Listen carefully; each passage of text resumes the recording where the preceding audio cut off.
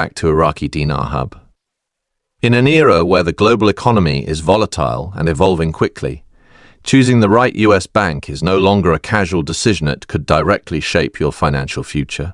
When you're dealing with foreign currencies like the Iraqi Dinar ICD, Vietnamese Dong VND, or Zimbabwean Dollar ZWL, the institution you choose to exchange with isn't just a partner, part of your overall strategy.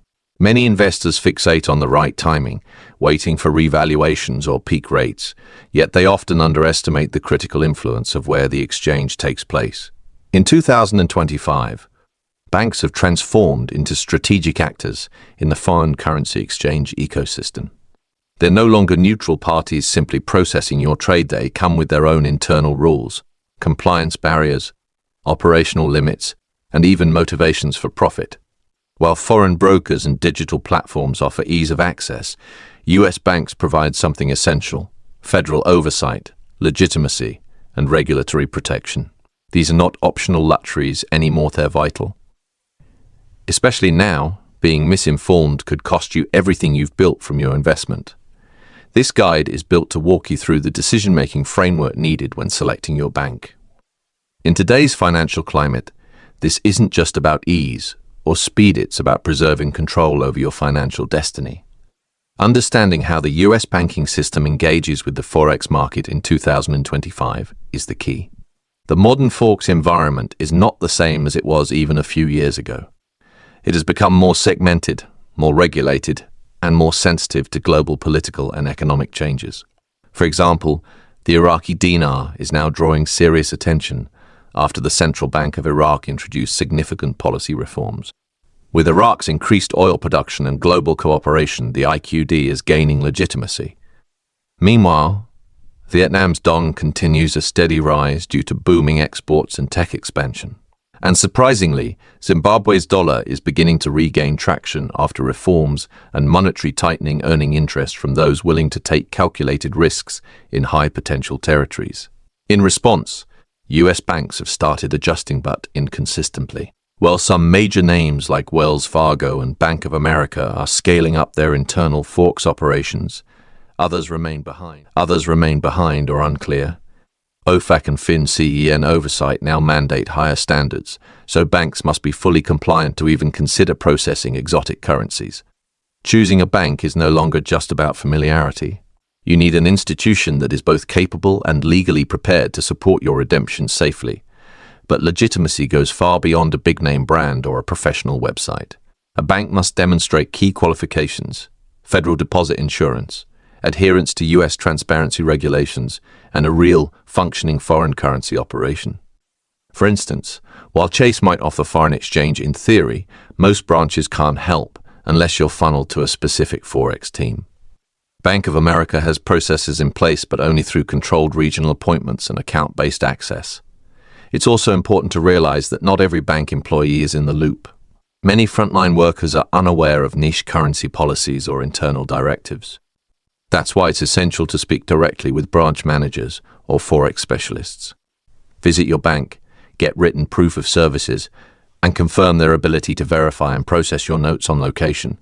Don't assume, ask whether physical note handling is done on site, what authentication tools are used, and whether their system logs your transaction for audit protection. Only after confirming that a bank is actively engaged in foreign currency operations should you move on to comparing financial details. The biggest mistake investors make is thinking all rates and fees are the same. They're not. Each bank maintains its own rate spread, handling fee, and processing policy. A bank's internal trading volume, Forex access, or regional demand can all affect how much value you actually receive from your exchange.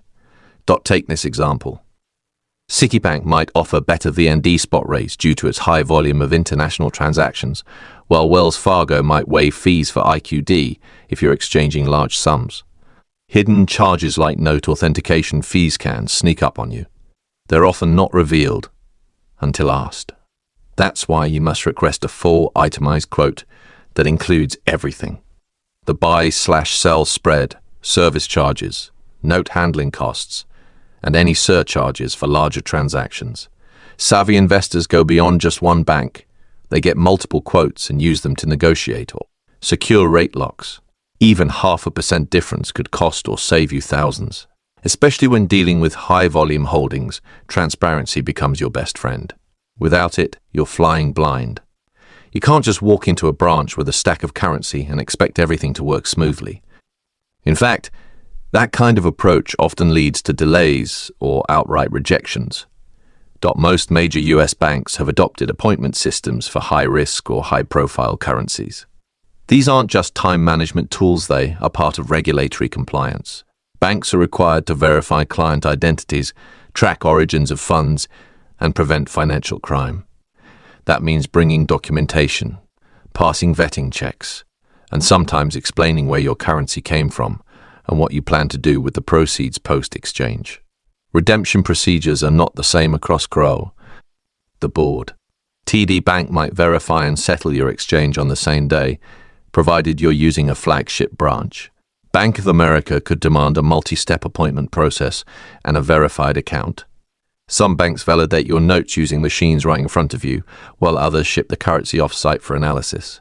Ask, will I get the funds right away? Could notes be rejected for damage? What if denominations are out of circulation? Redemption in 2025 isn't just about timing, it's about being organized and ready. You must have all your paperwork, ask the right questions, and make sure your bank has the infrastructure in place to support your exchange. Showing up unprepared could cost you both time and money. Professional investors handle these moments like business deals because that's exactly what they are. Not every bank is built for this kind of transaction. Some, like Chase, are only now beginning to expand redemption services, but selectively.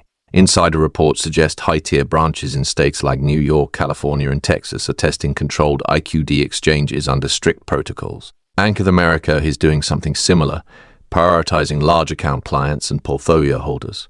Wells Fargo is investing in ZWL and VND infrastructure and training staff to handle higher volume clients. HSBC is another major player, ramping up in cities like Miami and Los Quines. Angeles to support Dong redemptions. Institutions like Fifth Third and PNC are inconsistent. Some branches help, others don't. It all depends on local discretion. That's why deep research is required. Know your branch. Know its rules. And make sure you're not showing up to a dead end. The smallest gap in knowledge could mean a big loss in outcome. Strategic timing remains essential. According to economists, missed redemption windows often result not from bad rate calls, but from poor preparation. Dr. Natalie Chen at Brookings says the real signal is institutional behavior. If multiple top-tier banks are rolling out redemption protocols at the same time, that's your cue. That means the back-end infrastructure is live, and that's when you move. If you wait until the news hits mainstream, you're already late. Former IMF strategist David Malister agrees. He stresses preparation, having your accounts in place, your paperwork in order, and your strategy mapped out well in advance. If you're not ready when the doors open, you'll be left behind. Malister recommends diversification not just in currencies, but also in banking partners and redemption locations. When one path closes, another must be open. The most agile investors win by staying ahead of the crowd. Looking ahead, a quiet but significant shift is underway.